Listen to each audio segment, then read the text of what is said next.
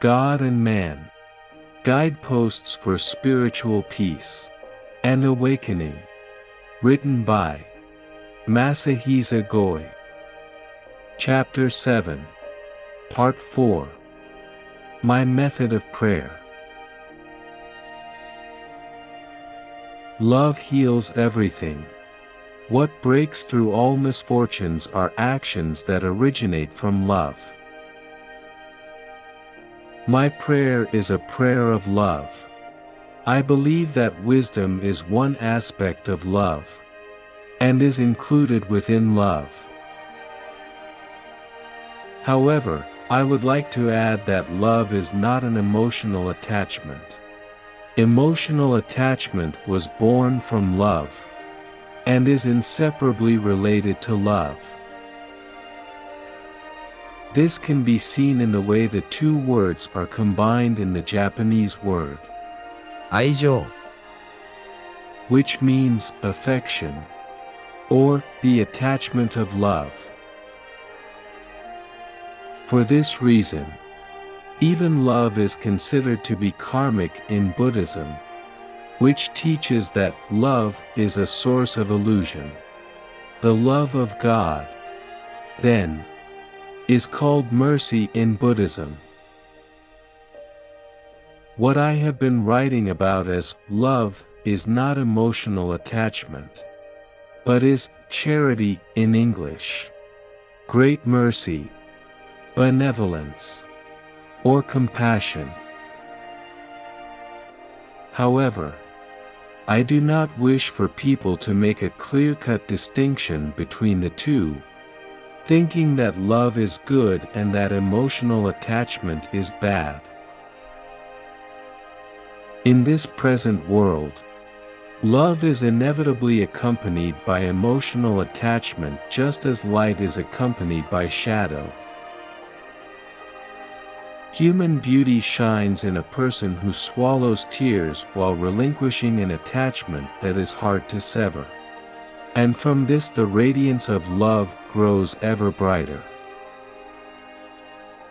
On the other hand, if a person can easily sever emotional attachments out of cold-heartedness, that is even worse than becoming easily embroiled in emotional attachment. There is beauty in a deeply loving person taking care not to drown in emotional attachment. In the movements of such a person, I think, we can perceive the godly way of living in this phenomenal world. My prayer is a prayer in which I become one with the other person and, enfolding the person in my heart, ascend to the divine world. To pray is, first of all, to let one's mind be empty. It is to cast aside for a while the self that has existed until now, letting only God live in one's heart. One has to set aside all one's own hopes and wishes for a later time.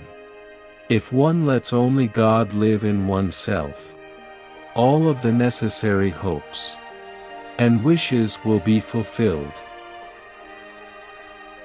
The prayers of the small self only make a person shrink smaller and smaller, and they do no good at all. Instead, think only God. Practice only love. Love, at times, can be extremely stern. But this sternness is entirely different from cold-heartedness. Love shows sternness to let the whole come fully alive, and at the same time to truly enliven everything, and every occurrence. Cold-heartedness kills everything for the profit of one's own self, and one's own groups. Each person must reflect on his or her own actions, to see whether they came from the sternness of love, or the harshness of a cruel heart. While doing this, one also has to observe what other people do as a reference. Then, one must fully utilize these reflections and observations as guideposts along one's path.